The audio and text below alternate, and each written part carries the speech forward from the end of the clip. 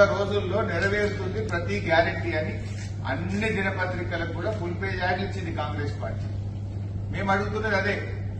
100 రోజులు కాదు 120 రోజులు దాటింది, ఎక్కడ పోయింది నీ గ్యారెంటీ మిస్టర్ రేవంత్ రెడ్డి అని అడుగుతున్నాం. ప్రజలకు అర్థమైంది, ప్రజలు నిన్ను బండకేసి కొడతారని నీకు తెలిసి ఇప్పుడు దేవుళ్ల మీద ప్రమాణం చేసి మళ్లీ ఒకసారి ప్రజల్ని మోసం చేసే ప్రయత్నం చేస్తా ఉన్నాం. నేను రేవంత్ రెడ్డికి సవాల్ విసురుతా ఉన్నా. ఎల్లుండి ఉదయం 10 గంటలకు నేను అసెంబ్లీ ముందు గన్ పార్క్ దగ్గరికి నేను వస్తాను. అసెంబ్లీ ముందు తెలంగాణ అమరవీరుల స్తూపానికి నేను వస్తాను. మీరు కూడా రండి. మనమిద్దరం అమరవీరుల సాక్షిగా ప్రమాణం చేద్దాం. ఆగస్టు 15వ తేదీలోగా 2 లక్షల రుణమాఫీ మీరు బాండ్ పేపర్ల మీద రాసిచ్చి, సోనియా గాంధీ గారు లేఖ రాసి, రాహుల్ గాంధీ, ప్రియాంక గాంధీ, నువ్వు మీరందరూ ప్రజలకు 100 రోజుల్లో అమలు చేస్తామని చెప్పిన 6 గ్యారంటీలు 13 హామీలు 15 ఆగస్టులోగా అమలు చేస్తానని నువ్వు ప్రమాణం చేయి.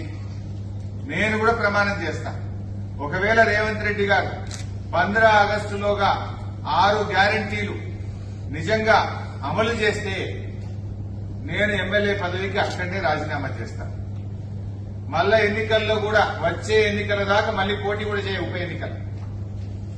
అట్లీస్ట్ నాకు కూడా తృప్తి ఉంటుంది.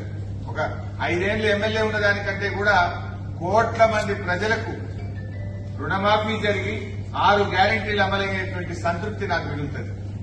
నా పదవి కంటే కూడా తెలంగాణ ప్రజలకు మేలు కావడంలో నాకు ఎంతో సంతోషం ఉంటుంది, ఆనందం ఉంటుంది.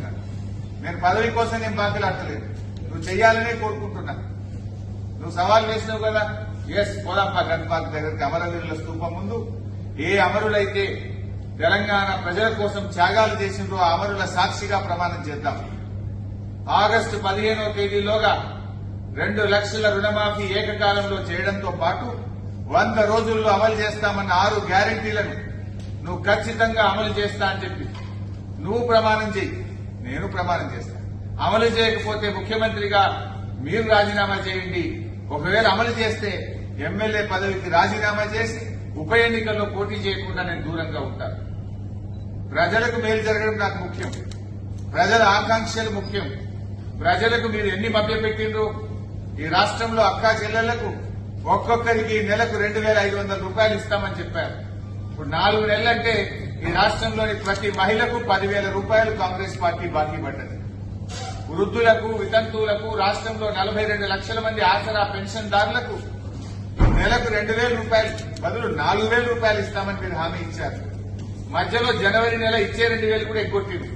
ఆ 2,000 కలిపితే ప్రతి పెన్షన్దారుడికి కాంగ్రెస్ పార్టీ ఈ ప్రభుత్వం 10,000 రూపాయలు బాకీ పడ్డది. బాకీ పడ్డ పెన్షన్దారులకు 10,000 ఇవ్వండి. 15 ఆగస్టులోగా 4,000 ఇచ్చే కార్యక్రమం ప్రారంభించండి.